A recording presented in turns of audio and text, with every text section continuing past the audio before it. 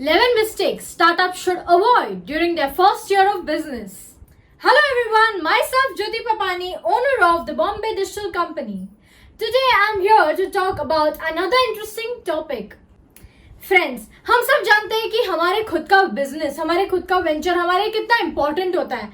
इसे जब हम लोग ओपन करते हैं तो फर्स्ट ईयर में ही हम लोग इतने एक्साइटेड हो जाते हैं कि सब कुछ हम इसी में इन्वेस्ट कर देते हैं. हम बहुत सारी चीज करने की इच्छा रखते हैं, लेकिन ये जरूरी नहीं है कि आप जब स्टार्टअप खोल रहे हो तो सारा चीज एक ही साल में करना चाहिए या सारा चीज एक ही महीने में करना चाहिए. There is always a process, there is always a timeline and procedure for all of it. So let's look at the 11 mistakes that startups should avoid. If you are opening a startup or if you have opened a startup, then you should definitely watch this video.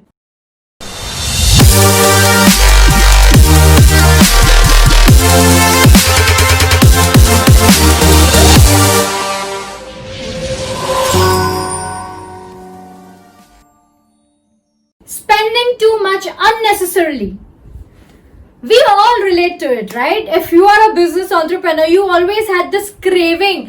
एक जज्बा होता है यार, अभी मेरे पास इतना सारा capital है स्टार्टअप के लिए, चलो मैं इसमें इन्वेस्ट करता हूँ, मैं उसमें इन्वेस्ट करती हूँ, या whatever it is. But you should always make proper right investments when you are opening a startup or you have opened a startup. Now इसमें कैसा हो जाता है ना कि हर एक चीज के लिए एक इन्वेस्टमेंट नेसेसरी रहती है, आपके ऑपरेशंस के लिए, आपके मार्केटिंग के लिए एंड एवरीथिंग. अगर आप ऑल इन दे दोगे ना आपका इन्वेस्टमेंट, तो बाद में आप सस्टेन नहीं कर पाओगे. अभी कोरोना वायरस जैसे पेंडेमिक आ गई तो आपके कैपिटल आपको चाहिए रहेगी, आपको स्टाफ को अभी भी सैलरीज पे करने के लिए, आपके ओवरहेड्स पे करने के लिए, रेंट्स पे करने के लिए. ऐसे टाइम पे आप क्या करोगे? अगर आप एक स्टार्टअप हो अभी के सिचुएशन में और आपने आपका कैपिटल सब कुछ स्पेंड कर लिया अननेसेसरली, फिजूल के खर्चे कर लिए, सब कुछ कर लिया और अभी आपके पास पैसे ही नहीं है, तो ये बहुत ही बुरा वक्त होता है दोस्तों. It is very important that you should spend wisely. You should always have proper budgeting for each and everything when you open a startup. So it is very important that you don't spend unnecessarily and you spend wisely. The capital that you have invested in your startup, that should be always spent wisely. Excited होके सब कुछ spend मत करो. Acting out all the advice you get.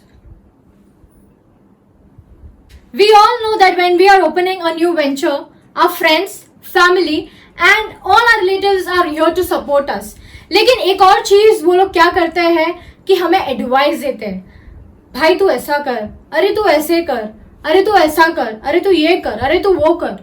बहुत सारे advice मिलते हैं यार. मतलब whenever you opening a new venture या फिर आइडिया भी एक शेयर कर लिया ना, तो वो लोग आपको गाइड करेंगे. अब वो एडवाइस कितना नेसेसरी है और कितना अननेसेसरी है वो आपके ऊपर डिपेंड करता है. सारे एडवाइस सुनना जरूरी नहीं होता है. उसी एडवाइस को सुनना और इम्प्लीमेंट करना जरूरी होता है जो आपके स्टार्टअप के लिए फायदेमंद हो, जो आपके प्रोडक्ट या सर्विस के लिए बिजनेस लेके आए.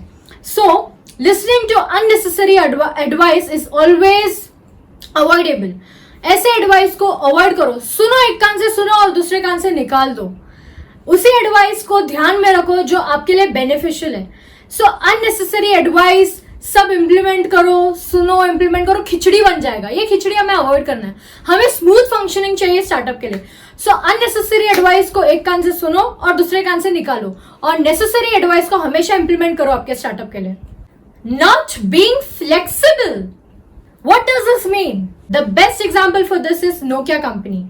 I have taken this example because everyone knows this and it is a very common example to relate to. आप सब जानते हैं कि नोकिया, हम में से बहुत जन जो 90s किड्स रहेंगे वो लोग रिलेट कर पाएंगे कि एक फर्स्ट फोन था. इवन हमारे जो पेरेंट्स के एज के लोग हैं, पेरेंट्स लोग हैं, वो लोग भी नोकिया फोन बहुत यूज करते थे. लेकिन वो क्यों बंद हुआ? Because it was not flexible to the needs of the consumer. They didn't understand the consumer behaviour. Friends, what happens in this is that जब चेंजिंग सिचुएशंस है, चेंजिंग टाइम्स है, अगर आप आपके बिजनेस को वैसे फ्लेक्सिबल नहीं कर रहे हो, आपके कंज्यूमर्स को सुन नहीं रहे हो, आपके ऑडियंस को सुन नहीं रहे हो कि वो लोग क्या चाहते हैं क्या नहीं, तो आप रेस में पीछे रह जाओगे. ये अवॉइड करना है. इससे हमेशा फ्लेक्सिबिलिटी मेंटेन करो. स्टबन मत रहो. नहीं यार, जिद पकड़ के मत चलो. नहीं, वो लोग ऐसे करो तो मैं क्यों करूंगा, मैं नहीं करूंगी या मैं नहीं करूंगा. ऐसे नहीं होता है. हमेशा फ्लेक्सिबल रहो. आपके बिजनेस अपॉर्चुनिटीज को ओपन रखो. Always explore new opportunities. Always study the consumer behaviour that you are in which industry. अगर फ्लेक्सिबल रहोगे तो बहुत आगे बढ़ोगे, और अगर स्टबन हो जाओगे ना तो हो सकता है आप सैचुरेटेड हो जाओगे. इन फ्यू इयर्स आपका बिजनेस का नाम ही नहीं रहेगा किधर. ये एक डर है, डर पैदा होता है बराबर. अगर ऐसे सुनते हो कि अरे यार हम लोग सैचुरेटेड हो गए, अभी क्या करना चाहिए क्या नहीं. So it's always good to be flexible. Be flexible for your business. Always reform your business, reshape your business according to the market needs. अभी अगर आप देखोगे वो बिजनेसेस भी ऑनलाइन जा रहे हैं, डिजिटल मार्केटिंग कर रहे हैं जो पहले करते ही नहीं थे कोरोना के पहले. अभी क्यों कर रहे हैं वो लोग? क्योंकि अभी वो नीड है. अगर अभी भी वो लोग नहीं करेंगे ना तो उनका business. So you get my point. It is very important that you be flexible. Insufficiently stocking the inventory. Business start कर लिया, बहुत ज्यादा एक्साइटमेंट है. इस एक्साइटमेंट में हम लोग क्या करते हैं, इन्वेंट्री को भी बहुत हद से ज्यादा स्टॉक करते हैं. Specially manufacturing units, restaurant units. ये बात हमेशा याद रखो, उतना ही इन्वेंट्री स्टॉक करो जो जरूरी है. अभी अगर ऐसा सिचुएशन आ गया, पेंडेमिक सिचुएशन, आपकी अगर इन्वेंट्री ऑलरेडी पड़ी है आपके रेस्टोरेंट में या फिर फैक्ट्रीज में या किधर भी, और अगर उनका एक्सपायरी डेट है तो सोचो आपका कितना लॉस हुआ होगा. It is very important that you stock your inventory only needed. What ever is needed, stock only that. हाँ, अगर आप चाहते हैं कि मैं फ्यूचर रेडी रहूँ और अभी मुझे डिस्काउंटेड प्राइसेस मिल रहे हैं तो मैं अभी से स्टॉक कर लो. 10%, 20% ज्यादा कर लो. Half inventory, unnecessary inventory stock करना इज नॉट गुड. सबसे पहली चीज, अगर आप रेस्टोरेंट ओनर हो या रेस्टोरेंट चलाते हो तो वो फ्रेश नहीं रहेगा. सेकेंड चीज, अगर ऐसे पेंडेमिक सिचुएशन आ गई तो आप उसका यूटिलाइज ही नहीं कर पाओगे, फिर क्या फायदा होगा. इसलिए it is not beneficial to unnecessary stock your inventory.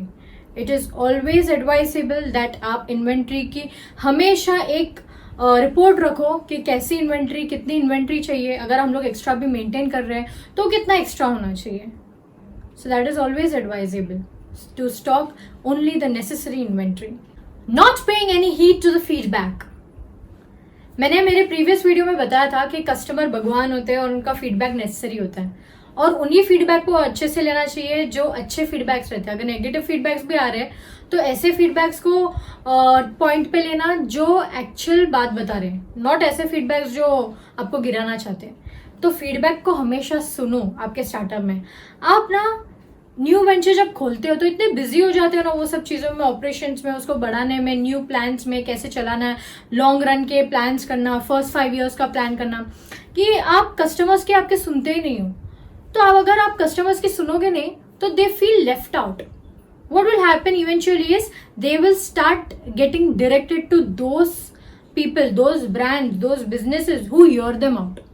So आपको आपके कस्टमर्स भी लूज नहीं कर रहे हैं, नए कस्टमर्स को भी अट्रैक्ट करना है. They feel very important when a brand responds to them. और ये काम आपका नहीं है. मैं समझ सकती हूँ कि आप ऑपरेशंस में बिजी रहोगे, आप प्लान्स में बिजी रहोगे, आप बहुत सारी चीज़ों में बिजी रहोगे. इससे एक एडवर्टाइजिंग या मार्केटिंग एजेंसी को चूज करना जो ये सब काम आपका करके दे. ORM, which is called online reputation management. आपके कस्टमर्स के फीडबैक को सुनना, आप तक पहुंचाना, फिल्टर आउट करना, ये सब उनका काम होता है, ताकि आप अच्छे से आपके बिजनेस की तरफ कॉन्सेंट्रेट करो और वो लोग आपके कस्टमर, आपका PR और आपका मार्केटिंग संभाल सके. So it is very important that you listen to your customers feedback also. Trying to be the jack of all trades and master of none. क्या आप सबको इसका मतलब पता है क्या होता है? सब काम खुद से करना, जैसे मैंने प्रीवियस पॉइंट में बताया था.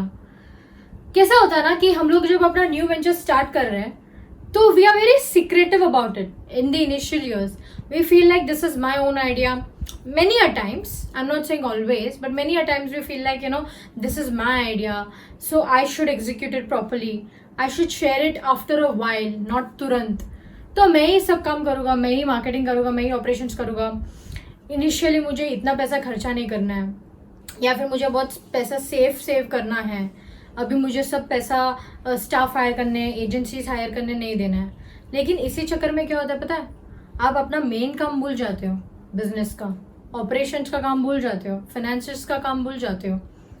तो ये अवॉइड करो, क्योंकि ऐसे में आप आपके काम तो कर नहीं पाओगे.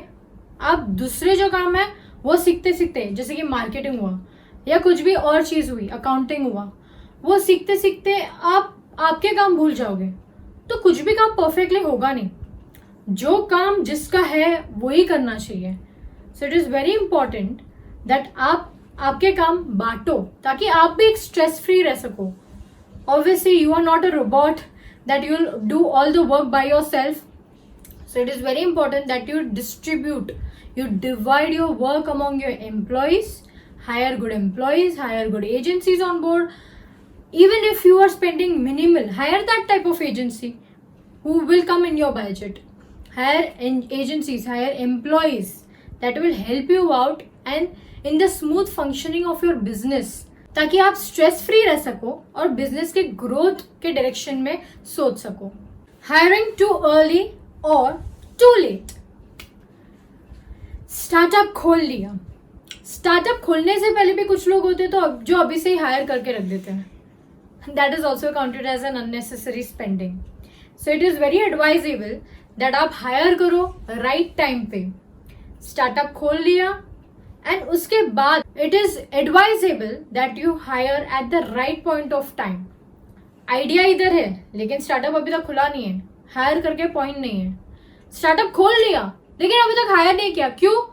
क्योंकि I want to do everything solely. I want to do everything by myself. Even that is not a good sign. Late भी हायर मत करो, जल्दी भी हायर मत करो. ऐसा ना हो जाए कि लेट हायर कर लिया, अरे 1 महीने बाद हायर कर लिया, यार इसको पहले हायर करना चाहिए था तो ज्यादा बेहतर होता. एक रिग्रेट नहीं होना चाहिए. सो it is always advisable that everything what ever you do it under a plan of time line. So when you're hiring, hire at the right time, right choice of employees for the right work at the right time. Avoiding official contracts. हर एक startup owner को ये जरूर रहता है कि यार अभी paper work क्या करेंगे, बाद में करते हैं. वो बाद में के चक्कर में बहुत ज्यादा लेट हो जाता है. If you are running a startup even with a friend, और अगर वो एक फैमिली मेंबर ही क्यों ना हो, सब कुछ लीगल करो, सब कुछ पेपर वर्क करो. A proper paperwork will always lead you to successful venture. Official contracts सबके बनने चाहिए. दोस्ती अपनी जगह, अगर आप स्टार्टअप खोल रहे हो, प्रोफेशनलिज्म अपनी जगह. ऐसा नहीं होना चाहिए दोस्त बोलेगा अरे यार मेरे पे भरोसा नहीं है.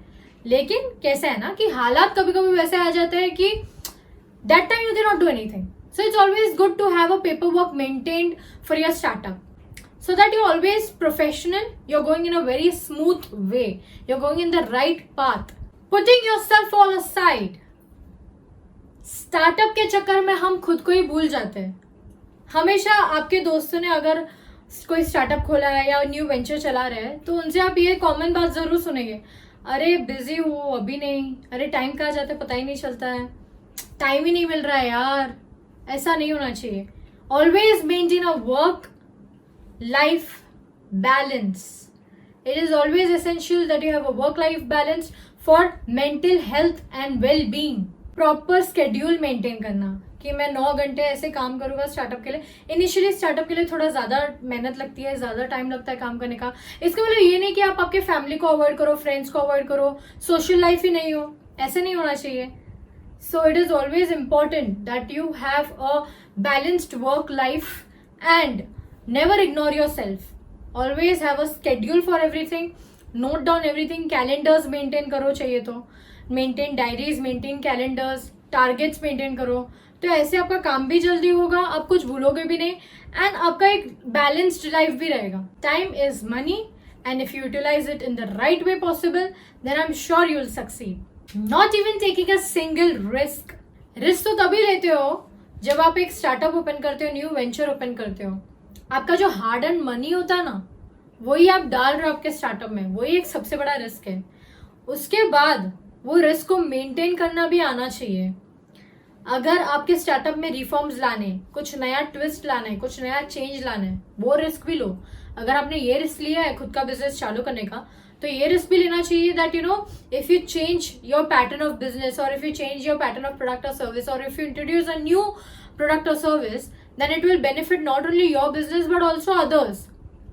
Other customers, audience will get attracted to you. So it is always, it is always good that you take a risk because this is all a risk.